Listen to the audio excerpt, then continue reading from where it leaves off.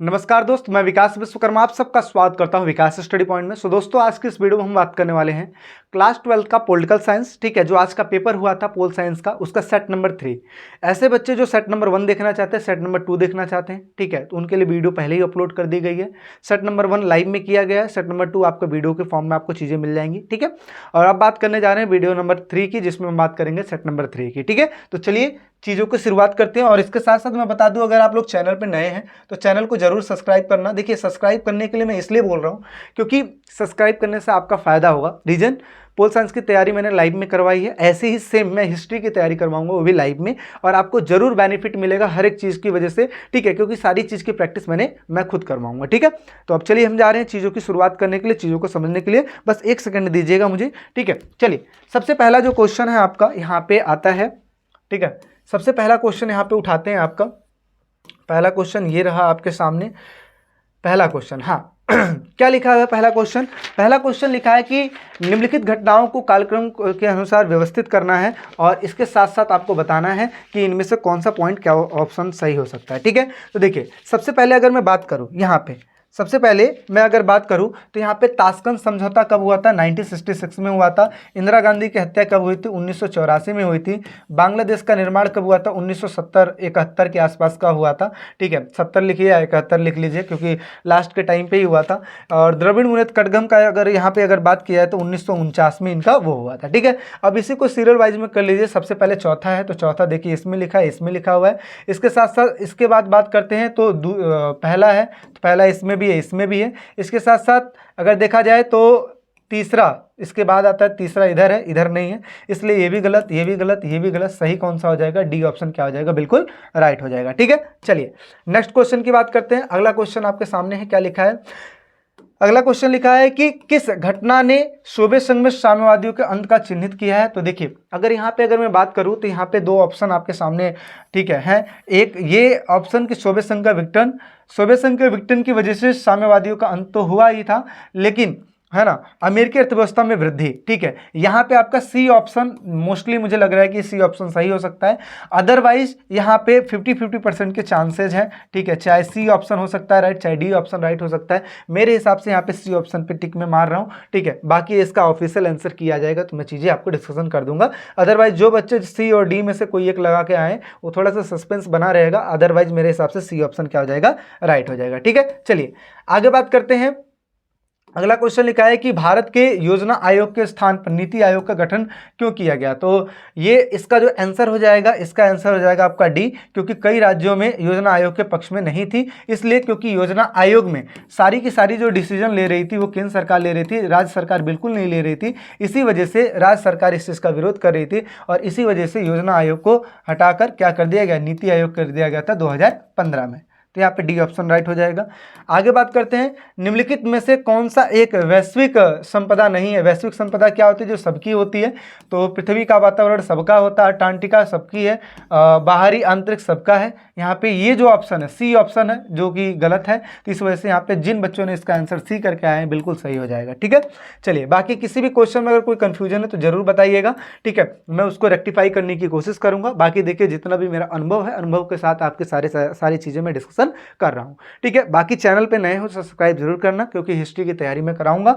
साथ ही साथ अगर वीडियो अच्छी लग रही हो तो लाइक जरूर करना। आगे बात करते हैं। अगला क्या लिखा है? उस राज्य का नाम लिखिए जिसने छत्तीसगढ़ को, जिसमें से काट करके छत्तीसगढ़ को बनाया गया था। तो मध्य प्रदेश से डी ऑप्शन हो जाएगा।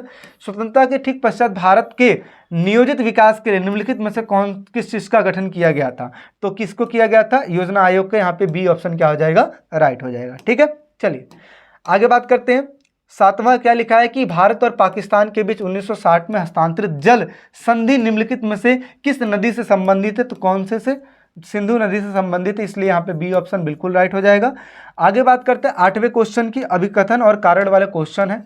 अभिकथन और कारण वाले क्वेश्चन में क्या लिखा है? अभिकथन, वर्तमान में वैश्विक वातावरण गर्म होता जा रहा है, बिल्कुल सही बात है। धरती के समताप मंडल में ओजोन गैस की मात्रा लगातार कमी हो रही है, इसी वजह से चीज़ें हो रही हैं। ठीक है, तो बिल्कुल सही है, यहाँ पे ए पॉइंट बिल्कुल राइट हो जाएगा। अभिकथन कारण का सही, दोनों सही है, और कारण का सही वो देता है, व्याख्या कर रहा है, तो इस वजह से यहाँ पे ए पॉइंट राइट हो जाएगा।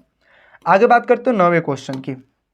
9वां लिखा है, निम्नलिखित में से कौन 1991 में सोवियत संघ में हुई तख्तापलट का विरोध में नायक के रूप में उभर कर आया है। ये क्वेश्चन थोड़ा सा कंफ्यूज करने वाला है, ठीक है। नायक के रूप में कौन सा उभर कर आया है, तो यहाँ पे देखिए सोवियत संघ में हुई तख्तापलट में विरोध के कारण, यहाँ पे देखिए मेरे हिसाब से जो इसका आंसर हो सकता है ना, ठीक है, इन दोनों में से एक हो सकता है, अदरवाइज, ठीक है, एक बार इसको आप खुद अपने बुक में चेक कीजिएगा, ठीक है। मेरे हिसाब से चाहे सी ऑप्शन चाहे ए ऑप्शन में से कोई एक हो सकता है, ठीक है, क्योंकि तख्तापलट किसके समय पे हुआ था, इनके समय पे हुआ था, उसके बाद कौन आया था, ये आए थे, ठीक है। तो मेरे हिसाब से इसका चाहे ए ऑप्शन सही हो सकता है चाहे सी ऑप्शन सही हो सकता है, ठीक है। जल्दबाजी के चक्कर में चीज़ें अपलोड करने के चक्कर में कई बार ऐसा होता है ना, दिमाग से बहुत सारी, मतलब सेट 1 सेट 2 सेट 3 जल्दी से चीज़ों को देखो, जल्दी से चीज़ों को बताओ, तो कई बार चीज़ें हो जाती है ना मिस, मतलब धीरे धीरे दिमाग से निकलती चली जाती है ना, तो ऐसी भी चीज़ें आ जाती है, इसी वजह से थोड़ा सा कन्फ्यूजन क्रिएट हो जाता है। बाकी इन दोनों में से आप चेक कर लीजिएगा, एक बार मैं पिन करके बता दूंगा कमेंट सेक्शन में कि कौन सा आंसर सही है, बाकी ए और सी में ऐसी चीज़ें हैं, ठीक है। चलिए आगे बात करते हैं। यहाँ पे ये लिखा है सूची 1 सूची 2 में सही मिलान कीजिए, सूची 1 इधर लिखा है, सूची 2 इधर लिखा है। आपको इसमें करना क्या था, किसी एक को अगर आप मैच कर देते जो कि सही होता, उसी हिसाब से चीज़ें सही हो जाती। जैसे क्या लिखा है, सेना और लोकतंत्र समर्थक समूहों के बीच संघर्ष में किस देश में सेना लोकतंत्र पर हावी रहती है, तो हमेशा पाकिस्तान में ऐसी चीज़ें होती हैं, कभी लोकतंत्र कायम होता है तो कभी सेना कायम होती है, इसलिए डी का क्या हो जाएगा, ये तीसरा ऑप्शन हो जाएगा। तो डी ऑप्शन देखिए यहाँ पे लिखा हुआ है और इसका तीसरा देखिए यहाँ पे लिखा हुआ है, तो इस वजह से यहाँ पे सी ऑप्शन जिन बच्चों ने लगाया है 10वें का सी क्या हो जाएगा, बिल्कुल राइट आंसर देखने को मिल जाएगा, ठीक है। चलिए अगला बात करते हैं, निम्नलिखित में से भारत में कौन सी एक देशी रियासत ने शुरुआत में भारतीय संघ में शामिल होने का विरोध किया था, तो किसने किया था, हैदराबाद ने किया था, इसलिए यहाँ पे बी ऑप्शन क्या हो जाएगा, राइट हो जाएगा। 4 ऐसे राज्य थे, जूनागढ़, हैदराबाद, जम्मू कश्मीर और मणिपुर, 4 ऐसे राज्य थे जो भारत में शामिल होने का विरोध कर रहे थे, लेकिन आगे चल के भारत में शामिल हो गए थे, ठीक है। अगला क्वेश्चन बात कर लेते हैं, 12वां क्वेश्चन वही है अभिकथन और कारण वाले में। क्या लिखा है, भारत में चौथा आम चुनाव से पहले लोगों ने आवश्यक वस्तुओं की कीमतों में वृद्धि, खाद्यान्न में कमी तथा बढ़ती हुई बेरोजगारी से विरुद्ध आंदोलन शुरू किया था, ठीक है, हाँ ठीक है, आंदोलन से पहले, ठीक है। अच्छा अगला क्या लिखा है कि मानसून की असफलता, व्यापक सूखा, खेती की पैदावार में गिरावट, गंभीर खाद्यान्न संकट ने समस्या पैदा कर दी थी। तो यहाँ पे मेरे हिसाब से अगर देखा जाए, ठीक है, यहाँ पे अगर मेरे हिसाब से देखा जाए तो यहाँ पे जो ऑप्शन है यहाँ पे ए पॉइंट बिल्कुल राइट हो जाएगा, क्योंकि उस समय 1960 के दशक में उन ऐसी चीज़ें देखने को मिली थी। तो चाहे ए ऑप्शन और ये मतलब ए ऑप्शन क्या हो जाएगा, बिल्कुल राइट ऑप्शन हो जाएगा, ठीक है। चलिए आगे बात कर लेते हैं, अगला क्वेश्चन आपके सामने है। अब हम बात करते हैं, ये सब तो क्वेश्चन आप लोगों ने कर लिया होगा, जो वैसे शॉर्ट आंसर वाले क्वेश्चन उसको हम देख लेते हैं। 24वां क्वेश्चन देखिए, ये कार्टून वाला क्वेश्चन आया था। क्या क्वेश्चन पूछा है, दिए गया कार्टून जो है 2006 में इजराइल द्वारा लेबनान पर आक्रमण के से संबंधित है। कार्टून का ध्यानपूर्वक अध्ययन करके नीचे दिए गए प्रश्नों का उत्तर दीजिए।